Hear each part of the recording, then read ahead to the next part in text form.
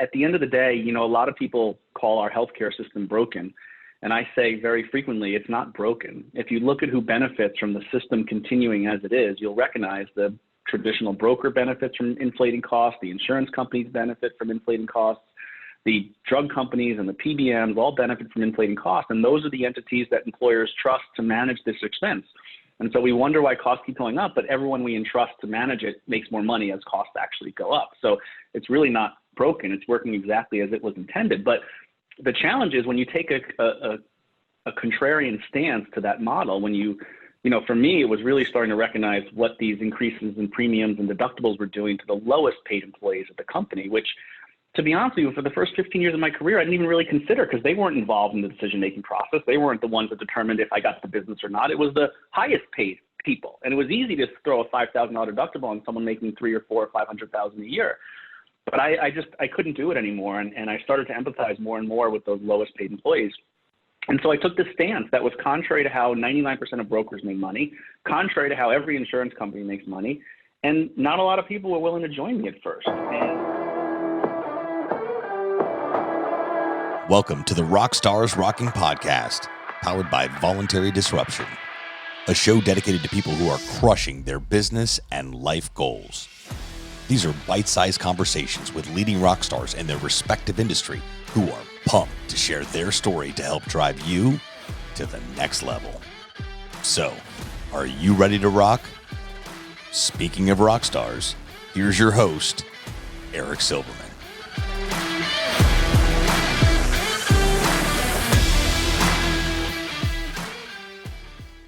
Hey, social friends, welcome back to another episode of RockstarsRocking. That is hashtag for RockstarsRocking. And boy, am I with another incredible rock star. In fact, I might even add, this is the rock star of all rock stars, even more than I always usually say.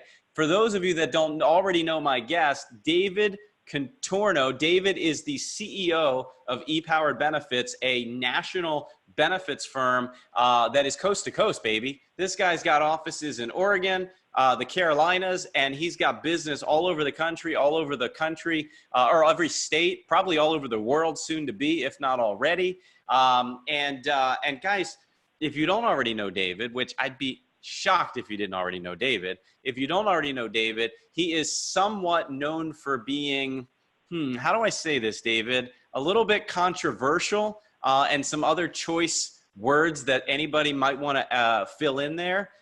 David, welcome to the program. Thank you, Eric. Happy to be here.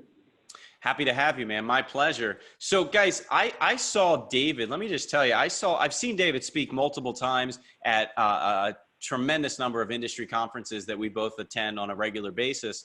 But the one that really got me moving, the one that got me going the most was when I had the privilege and pleasure of seeing David deliver a keynote following Damon John, believe it or not, Shark Tank Damon John, at a conference that we were both at in January, the Ascend conference, where David shared the main stage following him and closed out the entire conference. And the topic of this keynote, I mean, guys, if you can picture a room, almost standing room only. I mean, there was hundreds and hundreds of advisors and brokers and carriers in that room.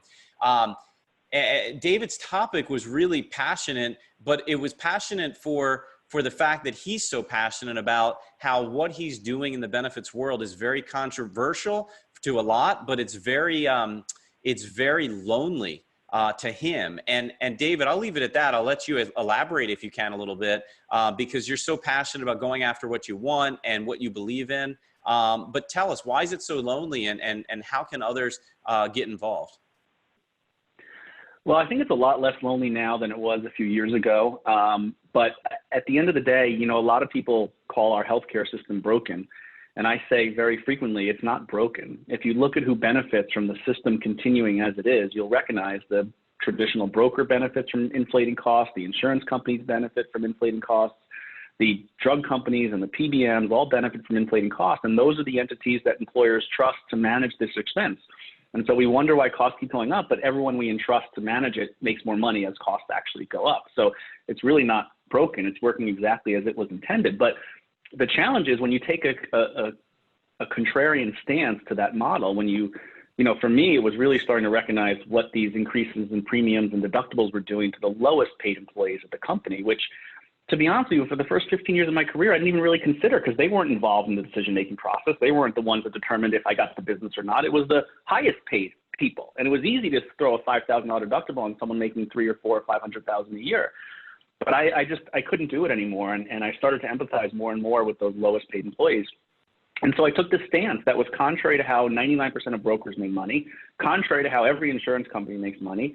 And not a lot of people were willing to join me at first. And it started to build a little traction, but it was really when I met Emma, who's my partner in both life and business, where, I had someone to hold hands with and push it back against and say, look, this is the right thing to do, and here's why. And she even helped me take a message that was less controversial and more collaborative and inclusive.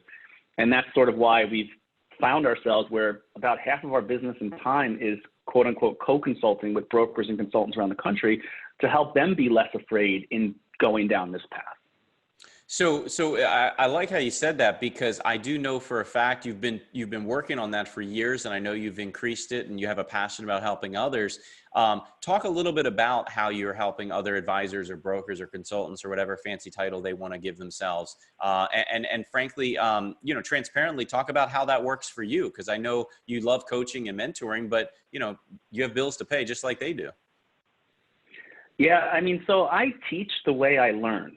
And I don't learn by having, just someone give me an instruction sheet and a step-by-step. I have to see it and understand it and believe it, the whole process and the outcomes. It has to make sense to me that this is going to work. It's part of why I got frustrated with this insurance, because here these costs kept going up and everyone kept pointing the fingers at everyone else. And I just wanted to know why, like why specifically, where, how. And when I started to ask those questions, that's when I started to realize there's an alternative way of doing this that doesn't have those perverse incentives. And so the way that we work with brokers and consultants for the most part is we literally say, listen, at least for the first few, get us involved from the prospect stage, get us involved very early on, because laying that message, the groundwork first as to why this is necessary, why you've been getting the results you're getting is difficult, but you need to do that in order to get the yes from the employer.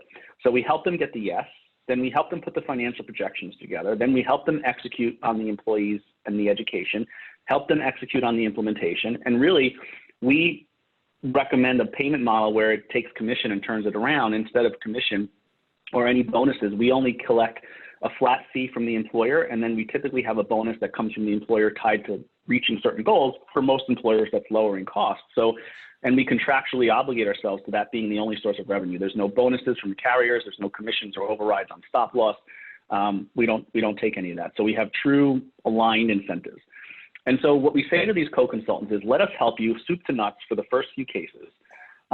We'll help you drive that performance bonus every year, next year, the year after that. We'll help you deal with when large claims pop up, lasers, all the pitfalls of a self-funded plan, or any plan in many cases. And we take a piece of the revenue that's generated. They generally keep the bulk of it, but they're doing the bulk of the on-the-ground work. And, the intent here is to get them to the point where they don't need us anymore. And for some consultants, that's 3 cases. For some, it's 10. But once they get to the point where they don't need us anymore, they go on and continue everything we did together on their own. We don't even take a piece of that future business, just the ones that we touched. And I say to those consultants, in exchange, I ask for 2 things. Number one, when you feel that you're good enough at doing this to teach someone else, that you spread the word and you teach them the way we taught you. And the second thing is, if you learn anything new along the way, and I expect you to, teach it back to me. That's fair. I like that. I never heard that part of it. I knew the first part, but that's a good way to put it. And hopefully you've been doing it for so long now. Hopefully you have had people come to you with an idea or 2 that maybe you've been able to implement in some capacity. We have. Yep, absolutely. So let me ask you a question when it comes to the employee benefits industry. Here we are we're recording this in June of 2020, full disclosure. I'm not sure when it'll get aired, but where do you see our industry going with respect? I know it's a broad question, right? But if you could pick up your magic crystal ball today, what do you think is going to happen? We're dealing with COVID, we're dealing with riots, we're dealing with protests right now. Remember, this is June of 2020. what's happening on the horizon for this year's big open enrollment season and the future? One of the interesting dynamics, and I think both the financial pressure reaching this boiling point and COVID as well, our pipeline at ePowered is filled with much larger prospects than we're used to having. Companies that are publicly traded, thousands or tens of thousands of employees are in our pipeline. And I think the reason for that is a couple-fold. Number one, some of those big companies were just hurt so badly financially, but not enough to close their doors. So it's like American Airlines is losing, I forget what the number is, but hundreds of millions of dollars a day, but they make too much money and they're too important to shut down, right? So they just have to sit there and bleed for a while. And so I think these larger companies were in a similar boat, number one, whereas smaller companies could act quicker, they could stem the bleeding, they could close their doors and go out of business. But number two, the average HR and finance person at a larger company is frankly a little more sophisticated and a little more long-term thinking than at the smaller companies. And so they're already thinking post-pandemic, right? Whereas the smaller companies are just, if my renewal's next month, I'm just going to keep it as it is because I don't know what anything's going to bring. But the larger companies are already thinking 2021, 2022.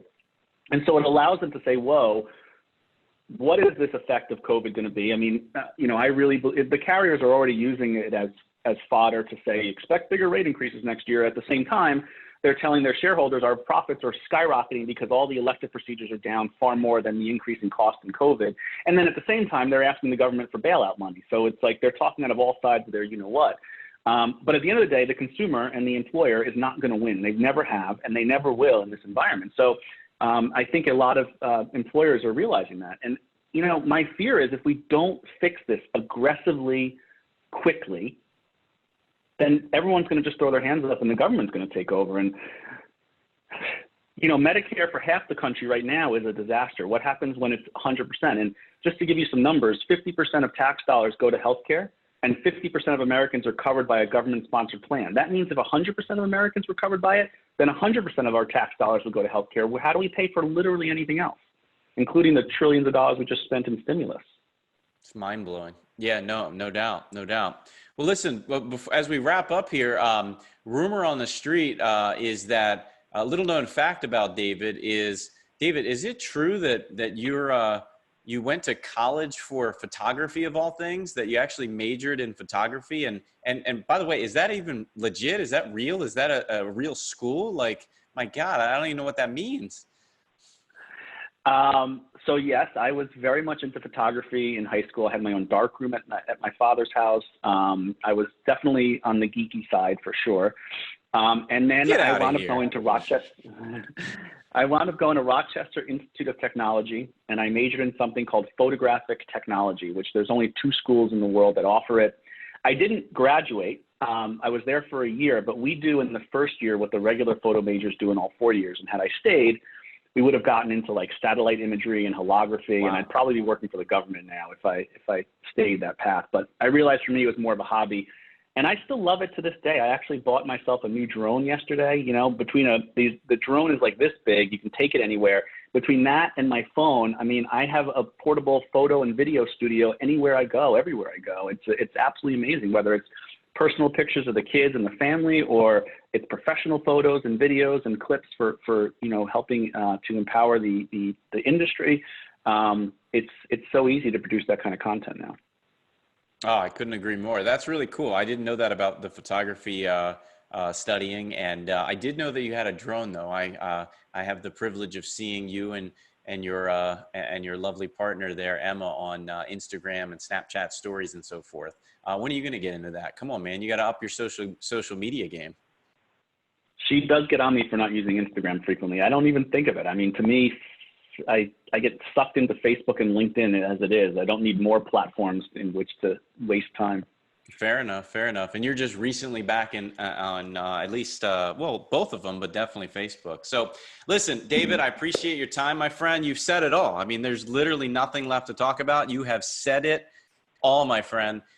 For those folks that don't know you and don't know how to reach you, tell everybody how to reach the David Contorno. I think the best thing is get me through LinkedIn. I definitely want to connect with as many people. It's where I put most of the professional content out. Some of it very controversial. Some of it will probably piss some listeners off, and some of it will get them to cheer, and say hear, hear, amen. So, but that's part of what I do. I realize that people don't change until the pain of change outweighs the pain of staying the same. And you have to sometimes speak them into that point to say, let's change this. Let's fix this. We can do it. I agree. And what's your website, David? epoweredbenefits.com. epowerbenefits.com. Okay, guys. Well, listen, this has been another Rockstar Rockin' episode. And David Contorno, appreciate your time. For those of you that have questions, comments, thoughts, concerns, you love it, you hate it, you're in the middle, you have anything controversial or non-controversial, don't be shy. We love it. I love it. I know David does too. Comment. I'm sure the comment box is somewhere around our heads, depending on the platform you're listening to or watching this on. If you downloaded it on a podcast, iTunes, Spotify, etc., same thing. Don't be shy. Feel free to comment accordingly. And until next time, as I always say, right? Don't just have a great day. Nobody wants to have a great day. Can't have a great day. You want to make it a great day. Thanks, David. Thanks so much for tuning into this episode of the RockstarsRocking podcast. If you haven't done so already, make sure you're subscribed to the show wherever you consume podcasts. And if you feel so inclined, please leave us a review. 5 stars would totally rock. Until next time, rock stars, keep rocking.